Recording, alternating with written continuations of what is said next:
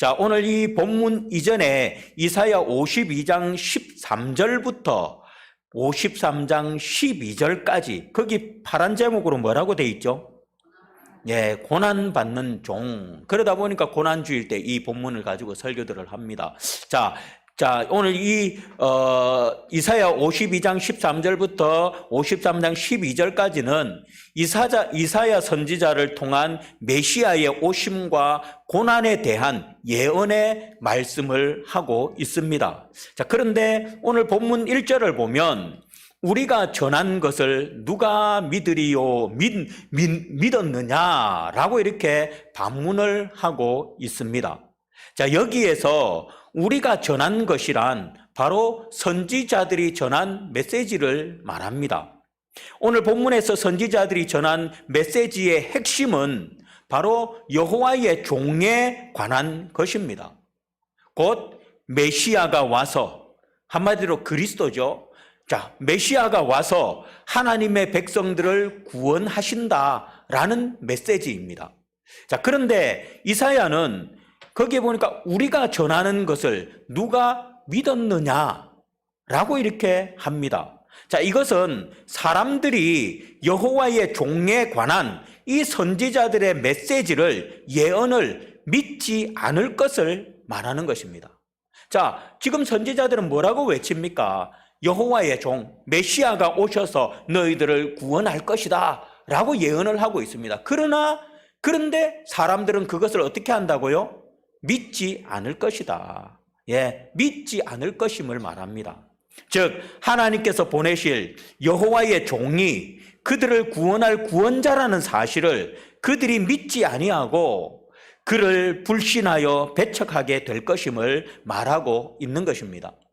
자, 이사야는 사람들이 이렇게 하나님께서 자기 백성의 구원자로 보내실 여호와의 종을 믿지 아니하고 배척하게 될 그 이유를 2절에서 이렇게 말씀을 하고 있습니다. 2절 말씀 같이 한번 읽어보겠습니다. 시작.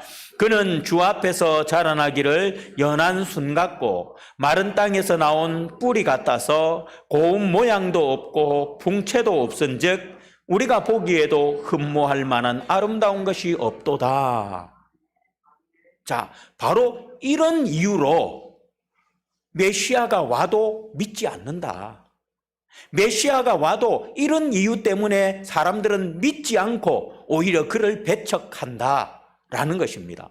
자, 여기에서 보니까 연한 순이라고 이야기하는데 이 연한 순은 흙 위로 노출된 나무 뿌리에서 보기 흉하게 돋아나는 반갑지 않는 순을 의미합니다.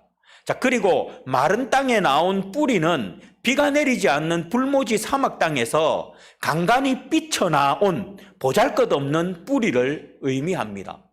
자, 그리고 고운 모양도 없고 라고 하는데 여기서 고운 모양이라는 말이 히브리어로 토아르라는 말입니다. 이 말은 매우 준수한 남성을 의미합니다. 매우 준수하게, 저같이 매우 준수하게 생긴 남성을 의미합니다. 그리고 풍채라는 말은 하다르라는 말인데 외모에서 풍기는 위엄, 위엄 있게 보인다. 그것을 나타내는 말입니다. 그런데 장차 오실 여호와의 종의 모습은 이러한 준수함도 없고 또 위엄도 없고 그저 볼품없는 모습으로 오신다라는 것입니다. 그렇습니다. 장차 오실 여호와의 종의 모습은 한마디로 환영하는 모습이 아닌 볼품없는 모습이라는 것입니다. 그래서 이러한 이유로 장차 여호와의 종을 사람들이 믿지 않고 배척한다라는 것입니다. 여러분, 구원자라고 우리가 할 때 우리가 흔히 생각하는 것이 무엇입니까? 구원자. 여러분, 우리가 구원자, 여러분들 이스라엘 백성들은 지금도 구원자를, 메시아를 기다리고 있거든요. 이미 2023년 전에 구원자가 오셨는데도 그들은 그분을 구원자로 여기지 않습니다. 지금도 자신들을 구원할 구원자를 기다리고 있습니다. 우리가 구원자라고 할 때 우리가 흔히 생각하는 것이 무엇입니까? 적어도 구원자라면 헬라의 알렉산더 대왕처럼, 아니면 로마의 시저와 같은 이런 존재를 구원자라고 우리가 생각하지 않겠습니까? 우리나라로 따지면 예를 들면 뭐 이순신 장군이라든지 뭐 이런 사람을 구원자라고 생각하지 않겠습니까? 막강한 권력을 지니고 있고 또 용맹함을 가지고 있는 사람이 구원자의 자질을 가지고 있을 것이라고 그렇게 생각을 합니다. 그렇습니다. 우리가 구원자라고 하면 영웅적인 면모가 먼저 떠오르게 됩니다. 우리를 구원할 사람이라면 적어도 영웅적인 면모가 있어야 합니다. 아니면 가문이 좋거나 그도 아니면 체격이 좋거나 세상적인 여타 조건이 좋아야 하지 않겠습니까? 뛰어난 지략을 갖춘 지혜자이든지 아니면 매력적인 용모를 지닌 사람이든지 아니면 백마를 타고 깃발을 높이 들고 군대를 지휘하여 적진에 쳐들어가서 적군을 괴멸시키는 그런 용맹스러운 장수여야 하지 않겠습니까? 우리는 이런 모습이 구원자의 모습이라고 생각을 합니다. 아마 이 당시에 유대인들도 구원자의 모습을 이런 모습으로 기다리고 있었을 것입니다. 그런데 구원자로 오실 여호와의 종은 2절에서 뭐라고 합니까? 사람들은 구원자 하면 용맹스럽고 권력이 있고 힘이 세고 풍채가 좋고 뭔가 믿음직하고 이런 사람이 구원자라고 생각하는데, 그런데 구원자로 오실 여호와의 종은 2절에서 보니까 마른 땅에서 나온 뿌리 같아서 고운 모양도 풍채도 없다라고 합니다. 즉 사람들이 우러러볼 영웅적인 조건은 고사하고 호감을 가질 만한 어떤 면모도 없으며 도리어 무시하기 딱 좋은, 외면당하기 딱 좋은 모습으로 오신다라는 것입니다. 그러기에 사람들은 여호와의 종이 와도 그를 반기거나 믿고 의지하기는커녕 도리어 배척할 것이었습니다. 그렇지 않습니까? 구원자라는 사람이 볼품도 없는데 어찌 사람들이 그를 따르고 구원자라 인정하겠습니까? 배척하는 것은 어찌 보면 당연한 일일 것입니다. 실제로 이스라엘 백성들은 여호와의 종 그리스도가 오셨을 때 이 예언처럼 그가 갈릴리 나사렛 출신이라는 이유로, 그저 가난한 목수의 아들에 지나지 않는다는 그 이유로 예수님을 구원자로 인정하려 하지 않았습니다. 그래서 그들은 이 땅에 오신 구원자 예수 그리스도를 배척했고 또 심지어는 십자가에 못 박아 죽이기까지 했습니다. 오늘 이사야가 예언한 그대로 이사야가 주님이 이 땅에 오신다, 너희들을 구원할 자가 이 땅에 오시는데, 그런데 그 오시는 그분은 보잘것없는, 볼품없는 비천한 몸으로 이 땅에 오신다. 그런데 너희들은 그 비천함 때문에, 그 볼품없는 것 때문에 너희들은 믿지 않을 것이고 그를 배척할 것이다 라고 오늘 예언을 합니다. 그런데 그 예언대로 실질적으로 어떻게 됐습니까? 아기 예수님께서 이 땅에 오셨는데 누가 그를 믿었습니까?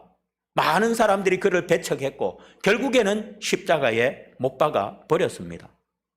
이에 대해서 이사야는 3절에서 아주 구체적으로 진술을 하고 있습니다. 다 같이 3절 말씀만 한번 읽어보겠습니다. 시작.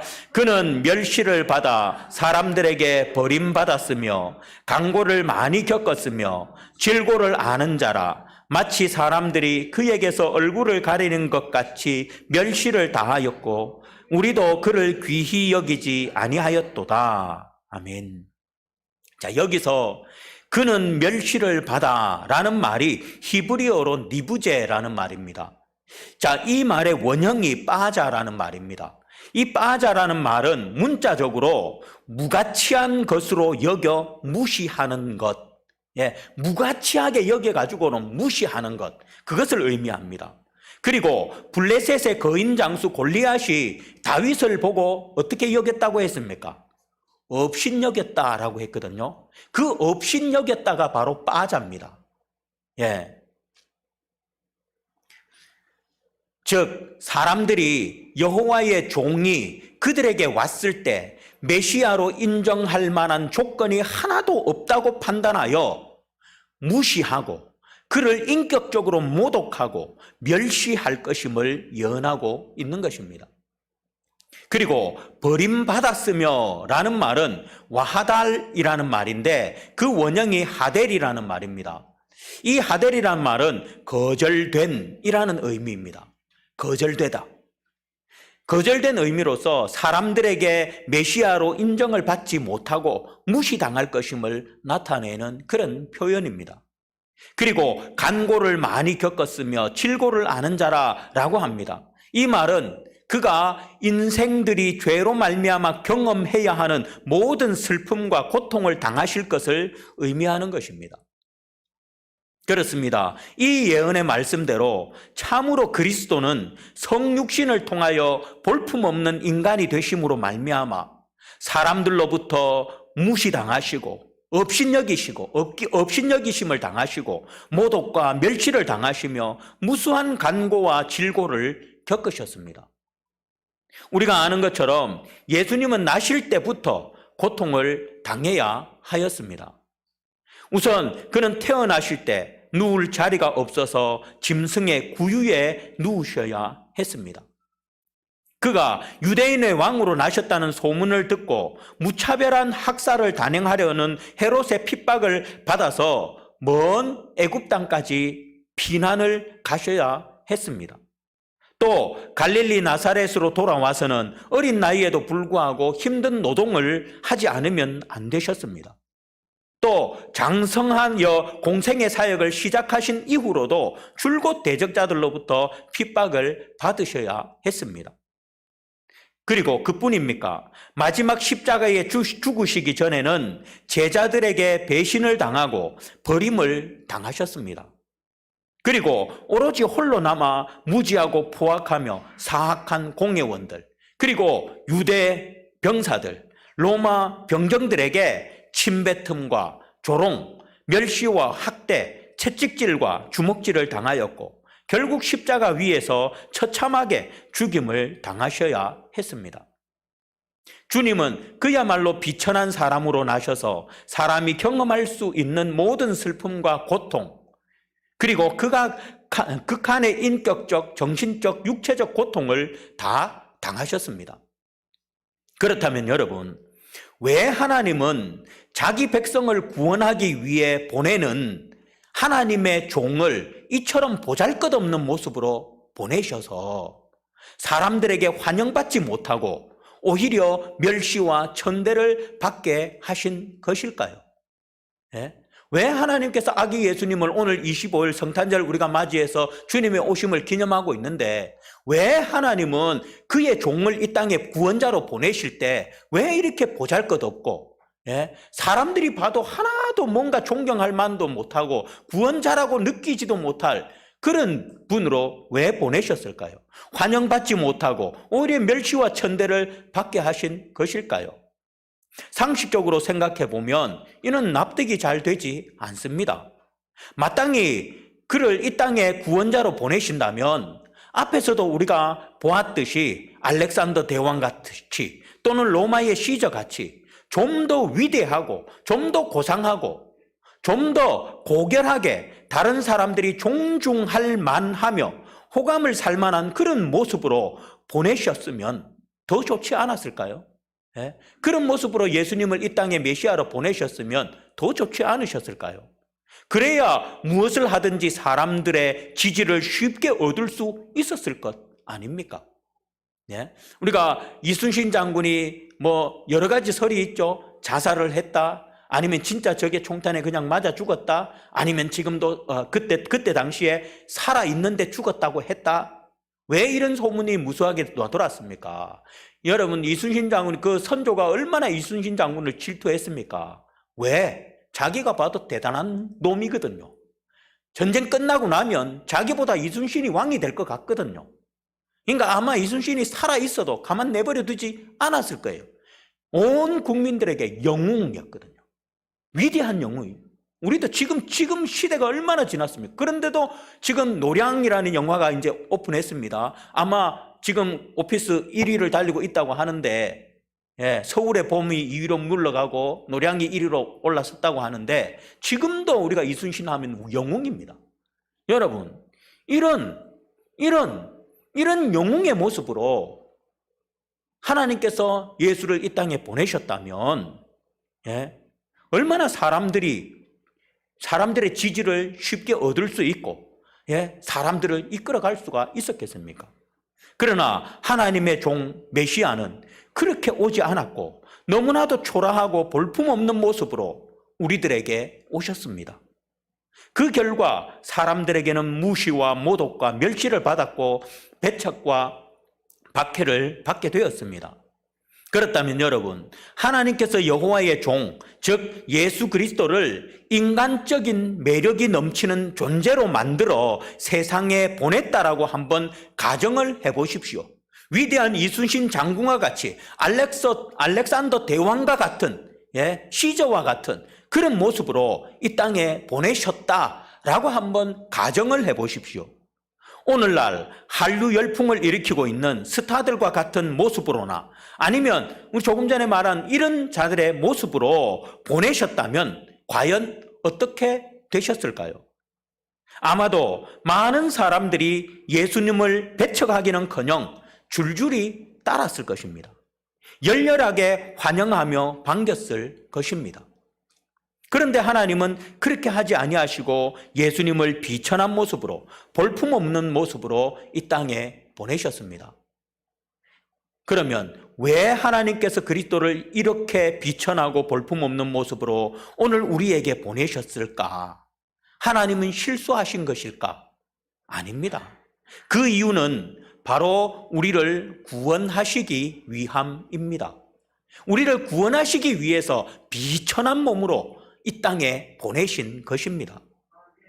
하나님은 그리스도를 비천한 모습으로 보내시면서 그리스도가 사람들에게 배척받으실 것을 충분히 알고 계셨습니다. 오늘 이사야 예언에도 나와 있잖아요. 그가 배척받을 거라고. 그럼에도 불구하고 여호와의 종 그리스도를 비천한 모습으로 세상에 보내신 것은 궁극적으로 하나님이 계획하신 바 사람들을 구원하시기 위한 뜻을 이루시기 위함입니다. 즉 죄의 권세 아래 비참하게 죽어가는 사람들을 대신하여 그를 비천한 자리, 죽음의 자리에 내어주심으로 사람들을 구원하시는 그의 뜻을 이루기 위함입니다. 여러분, 만일 여호와의 종 그리스도께서 영웅적인 모습, 사람들이 흠모할 만한 모습으로 세상에 오셨다면 사람들은 그를 그처럼 냉혹하고 잔인하게 십자가에 내어주지도 않았을 것입니다. 그래서 하나님은 여호와의 종을 불가불 비천한 종의 모습으로 세상에 보내셔서 다른 사람을 섬기고 그들을 위해 죽게 하신 것입니다. 그러므로 우리는 그리스도께서 비천한 신분으로 이 땅에 오신 것에 대해서 의아하게 생각하지 말아야 합니다. 어떤 사람 진짜 그런 사람들이 있어요. 그렇게 우리가 신앙생활을 하다 보면 그런 생각할 수도 있잖아요. 진짜 왜 하나님은 예수님을 그렇게 비천한 모습으로 보내셨을까? 왜 그렇게 초라한 모습으로 보내셨을까? 우리가 생각할 수 있습니다. 그러니 우리는 이 땅에 오신 것에 비천한 신분으로 이 땅에 오신 것에 대해서 의아하게 생각하지 말아야 합니다. 도리어 우리를 구원하시기 위해 비천한 종의 신분도 감수하시고 자신의 생명을 우리를 위해 기꺼이 내어주신 그리스도께 한없는 감사를 올리며 영광을 올려드려야 합니다. 자, 이어서 왜 하나님께서 그리스도를 이렇게 비천하고 볼품없는 모습으로 오늘 우리에게 보내셔서 온갖 수치와 모욕과 멸시 그리고 고통을 겪게 하셨을까? 첫 번째 이유는 우리를 구원하시기 위함이라고 하셨습니다. 두 번째 이유는 바로 우리를 위로하기 위함입니다. 우리를 위로하시기 위해서. 그래서 볼품없고 비천한 모습으로 이 땅에 보내셨다라는 것입니다. 그렇습니다. 바로 우리 인생이 겪는 모든 것을 몸소 체험하심으로 우리를 위로하시기 위함입니다. 그렇습니다. 그리스도께서는 이 땅에 비천하고 볼품없는 모습으로 오셔서 온갖 멸시와 조롱과 고통을 겪으셨기에 우리 인생의 비천함과 모욕과 멸시 그리고 슬픔, 고통, 아픔이 무엇인지 누구보다 잘 아십니다. 왜? 자신도 겪어봤기 때문에. 그렇기 때문에 주님은 우리에게 필요한 것이 무엇인지, 어떻게 위로해야 하는지 다 아십니다. 제가 전에도 말씀드렸잖아요. 아픔을 겪어본 사람이 진짜 위로할 수 있다라고. 그렇지 않으면 그 위로는 그 사람에게 물론 어느 정도는 위로가 되지만 완전한 위로는 되지 못한다고. 그래서 주님께서 이런 비천한 몸으로 오셔서 본인이 직접 이러한 것들을 경험하게 하신 것입니다. 부자는 가난한 자를 이해하지 못합니다. 말로는 이해한다 하지요. 그러나 이해하지 못합니다. 높은 자는 낮은 자들이 얼마나 소외받고 불공평한 처사를 당하는지 그 형편을 이해할 수 없습니다. 일예로 프랑스 대혁명이 일어나도록 국민들의 삶을 외면한 프랑스 왕 루이 16세의 부인인 마리 앙뚜아네트는 먹을 빵이 없다고 울부짖는 그 백성들의 말을 듣고는 뭐라고 했냐면, 그러면 케이크를 먹으면 될 것 아니냐라고 말을 했다고 합니다. 아니, 먹을 빵이 없어가지고 지금 혁명이 일어났는데 그런 사람들에게 그러면 케이크 먹으면 될 거 아니냐. 자기가 너무너무 잘 살아놓으니까, 배불러 놓으니까 배고픈 사람들을 모르는 거예요. 그러니까 이런 말을 하는 거예요. 빵이 없어서 지금 배고파하는 사람들에게 그럼 케이크 먹으면 될 거 아니냐, 이렇게 말하고 있는 것입니다. 이처럼 부자들은 자신들이 가난한 자들과 같은 삶을 살지 않기 때문에 가난한 자들의 처지를 절대 이해할 수 없습니다. 마찬가지로 그리스도께서도 비천한 인간이 되어 인생들의 질고와 간고를 친히 경험하시지 않았다면 진정으로 인생들을 이해할 수 있다고 말할 수 없었을 것입니다. 물론 그리스도는 하나님이시기 때문에 굳이 인생을 경험하시지 않으셔도 우리를 다 이해하십니다. 그러나 직접 우리와 같은 비천한 몸을 입으시고 질고를 겪어본 분의 위로는 우리에게 더 큰 힘이 되고 위로가 되는 것입니다. 물론 하나님이시기 때문에 예수님이 이런 질고를 경험해 보지 않아도 우리의 아픔과 위로 다 압니다. 그러나 나도 당해봤다 라고 하는 거와 당해보지 않고 아는 거하고는 그것도 다르죠.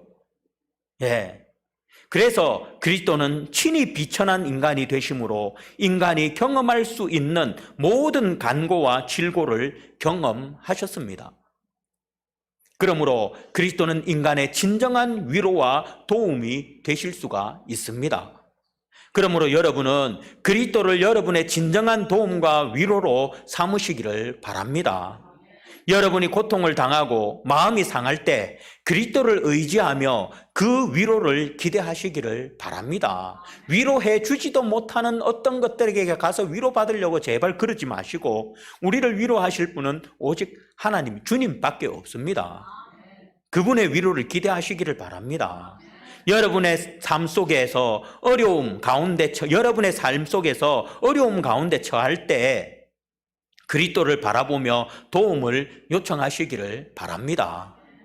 이 땅에 비천하고 볼품없는 모습으로 오셔서 온갖 인생의 간고와 질고를 아시는 그리스도께서는 결코 우리를 괄시하지도 외면하지도 않으실 것입니다. 우리의 마음과 심령에 한량없는 위로로 채워주시며 우리에게 가장 필요한 것을 가장 적절한 때에 공급해 주실 줄 믿습니다. 여러분, 말씀을 맺겠습니다. 여기 오늘 본문은 장차 메시아의 오심과 고난에 대해서 예언하고 있습니다. 그 예언대로 예수님께서는 2023년 전에 비천하고 볼품없는 모습으로 이 땅에 오셔서 사람들로부터 조롱과 천대와 멸시를 받으셨습니다. 그리고 온갖 간고와 질고를 겪으셨습니다. 왜 주님께서 이렇게 비천하고 볼품없는 모습으로 오셨을까요? 정말 위대한 장군의 모습으로, 인기 많은 사람의 모습으로, 그런 모습으로 오셨더라면 더 좋았을 텐데 왜 하나님은 그런 모습으로 예수님을 보내지 않으시고 왜 비천하고 볼품없는 모습으로 하나님은 예수님을 이 땅에 보내신 것일까요? 그것은 바로 우리를 구원하시기 위하심입니다. 그리고 우리를 위로하시기 위하심입니다.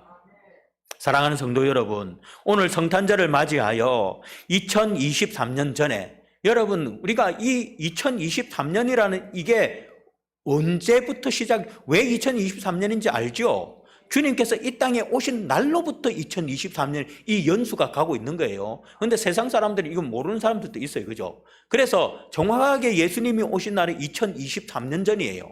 예, 2023년 전에 이 땅에 주님께서 오셨습니다. 여러분, 오늘 성탄절을 맞이하여 2023년 전에 이사야를 통한 예언대로 이 땅에 우리를 위해 비천하고 볼품없는 모습으로 오신 주님을 기억하며 더욱 구원의 확신과 그리고 위로를 얻기를 주의 이름으로 축복드리겠습니다. 기도하겠습니다.